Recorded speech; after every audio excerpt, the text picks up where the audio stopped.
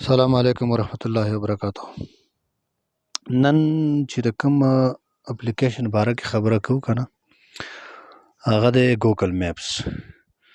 ګوګل میپس ډېر اهم شی دی، ډېر زیات ضروری دی، خو ډېر داسې ملګري دي چې هغه په دې په استعمال باندې نه پوهېږي چې دا به څنګه استعمالو. چېرته ناشنا ځای ته لاړ شي، ښار ته لاړ شي یا بل چا ځای ته ځي نو هغه بغیر د چا نه تپوس کولو نه بغیر ته په دې په مدد باندې به ته لار معلومې. ځان له به ګاډی راغواړي چې کوم ځای ته ځي، چا ځای ته ځي. نو اوس به ټول نه مخکې به داسې کوو چې موبایل کې به لاړ شي ګوګل میپس ته. ګوګل میپس چې څنګه کولاو که نو بیا به په دې کې فرض که ته یو ځای ته ځي، فرض که لاهور ته ځي یا اسلام آباد ته ځي نو دغه به کلیک کړي، بره دلته به ولیکي لاهور یا اسلام آباد.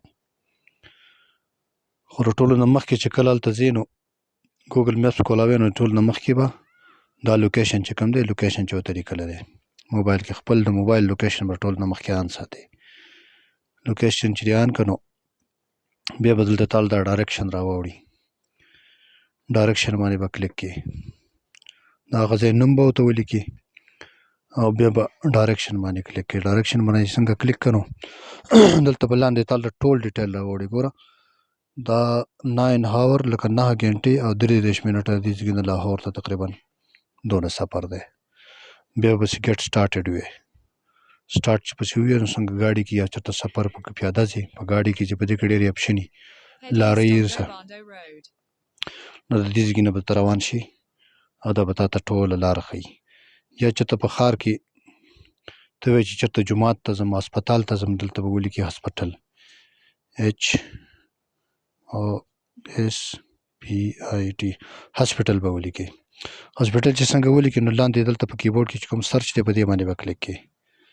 چې دا دې څنګه کلیک کړه نو دلته به تا ته ټول هسپتالونه راوړي چې کوم تا ته ټول نه زیات نږدې. صحیح ده، ټول هسپتالونه به دلته تا ته راوړي. بیا چې کوم یو ته ځې نو دا هغې هیلپ لاین هم په دې باندې راځي، موبایل کانټیکټ هم ورسره کولی شي. او دا کوم غشی چې دی ښی طرف ته دې باندې چې څنګه ووایې که نه دا به تا ته د هغه هسپتال کومه لاره چې د هغه به درته سیده کوي. داسې که ته چېرته هوټل ته ځې، جومات ته ځې که نه، چې چېرته هم ځې که نه هغه به در دې په مدد باندې د دې په مدد باندې به ته دا تا ته لار ښیي، په مدد به ته ځان رسولی شي. او باقي چېرته ملګري ځای ته ځې، ښار کې دی، دغه کې دی، هغه ته به وایي چې په واټساپ باندې ما ته لوکیشن راولېږه. په واټساپ باندې چې څنګه لوکیشن لیږي هغه ما تاسو ته ویلي چې واټساپ ته به لاړ شي، په واټساپ کې به دغه کس نوم ته لاړ شي، بیا به دلته دا به کلیک کړي، دلته دا لوکیشن سنټر دی دا به ووایي چې دا دې څنګه ووهه. یو کرنټ یو لایو لوکیشن یې په هغې باندې مخکې ویډیو جوړه کړې ده او په دغه طریقه به کرنټ یا لایو لوکیشن لیږئ. صحیح ده، نو دا طریقه کار د لوکیشن د استعمالولو دی. په دې طریقه باندې به تاسو لوکیشن استعمالوئ.